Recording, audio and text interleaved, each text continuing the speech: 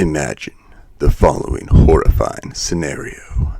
You are planning a Halloween party with your friends. When the church Karen comes up, you can't celebrate Halloween. Halloween is a satanic holiday that glorifies evil. Alright, enough making fun of Karens. I know a couple of great Karens. People named Karen, not actual Karens. Anyway, I digress. In all seriousness, this is a topic that comes up in at least conservative Christian circles. I think it is good to have an informed approach to this topic, especially when you hear claims like this, and it should cause us to pause and think about what we do and how we do them. Whether you're Christian or whether you're just interested in topics like theology and philosophy and why people do the things they do, traditions are and what they mean. It's clear in the Bible that God does care about what we celebrate and how we celebrate it. So, without further ado, let's take a look at what Halloween is and where it came from, since it is no small holiday, at least here in the United States.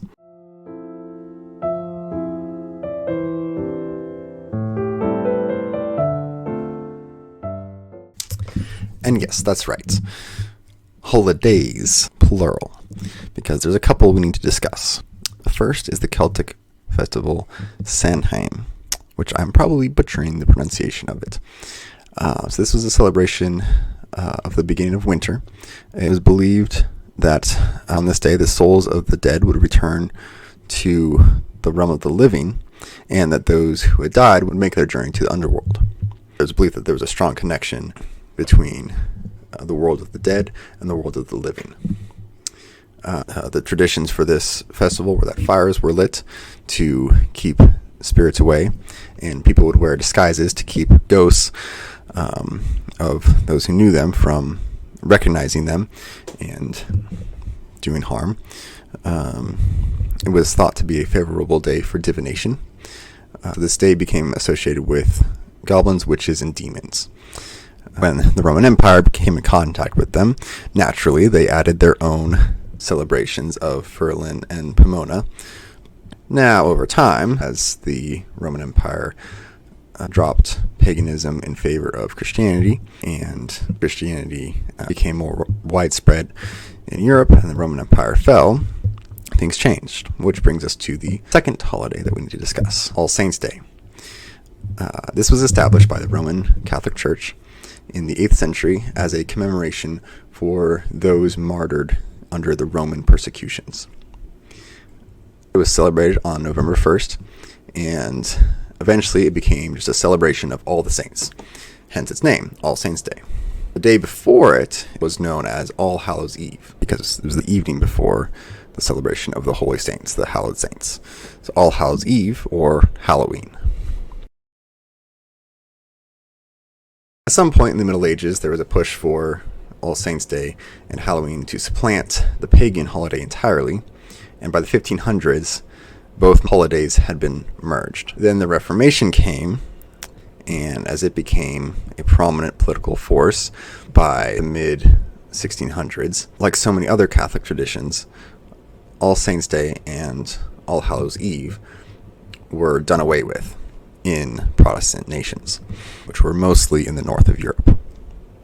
Once again, time passed, and people tend to like to celebrate, especially when there's lots of food and drink, like at harvest time, and rather non-religious celebrations, harvest parties and whatnot, developed even where the Catholic holidays had been done away with. And this is where we start to see some of the pagan traditions slip in some places. A prominent example would be Irish immigrants bringing in their own traditions that had kind of been preserved in some form over the years, and they kind of inserted these traditions into the harvest parties when they came to America, or the United States. And that's how you get a lot of the modern versions of some of these, like lighting fires to keep spirits away. It's like lighting jack-o'-lanterns and wearing disguises to avoid ghosts. Kind of how we got wearing costumes at Halloween. So that brings us more or less to the present day. Okay, now the fun part, where things get controversial. What should we do on Halloween? I'll tell you my experience growing up in the church. My church put on a harvest party on the 31st every year, and we went and played almost like carnival type games. Got candy in exchange, and it was just at one of the people's big barns. It's kind of cool, but it was basically a safe place to get candy away from creepy strangers, and also away from things that what a lot of them would consider like glorifying evil. Creepy costumes and skeletons and ghosts and demons and horror movie references. I don't know if that's the best approach, because it's kind of like you're making a compromise with secularism and naturalism in order to avoid something that is ostensibly satanic. An effort to avoid one empty philosophy and tradition, it's compromising with another one. So really, the two questions I think we need to be asking is Halloween truly satanic or pagan in its modern form? And should we celebrate something else instead? Whether that be All Saints Day and All Hallows Eve. Like, if you're a Catholic, there's no reason you shouldn't do that. And even if, for those of us who aren't Roman Catholic, why not? And if you come from any Protestant tradition, celebrating the 31st as Reformation Day is always a solid option.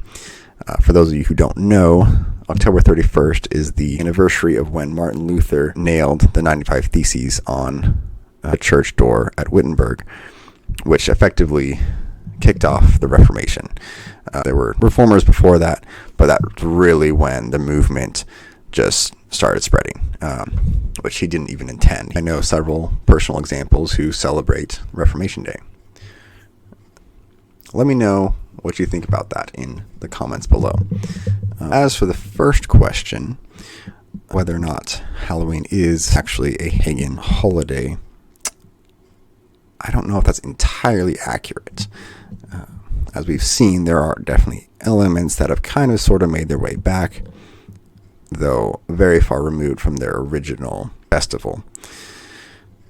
It's kind of a blend of Christian, secular, neo-pagan at best, but there is a lot of death aesthetics and association with it.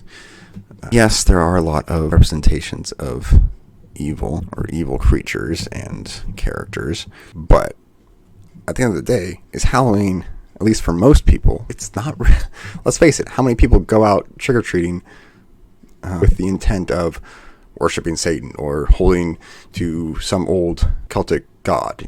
No, it's for most people it's to go out, get a bunch of candy, and have a good time with your kids. The pagan traditions are nothing but playthings now. If anything, as Christians, we can celebrate and mock evil and Satan for losing so much power. The greatest insult an enemy can suffer, to be ignored. Here's the thing. Making a big fuss about evil, I believe, tends to give it more power than it actually has. Furthermore, I believe to laugh at evil, even mock it, that would be far more appropriate response for those of us who have overcome this world through the blood of Christ. Additionally, we cannot ignore the presence of evil. I find this kind of whitewashed, you just need to be happy, don't talk about the bad stuff, is just not healthy. I find it repulsive. It's not a good attitude to have.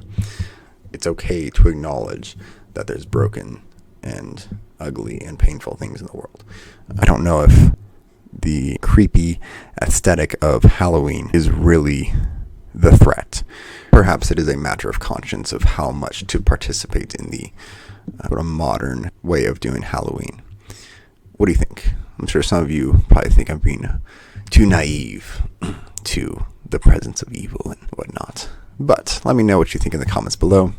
And as always, keep your conversations civil. And let me know if there's any historical events or facts that I missed that you think are significant. Thank you for watching till the end. And remember, reject modernity, embrace truth.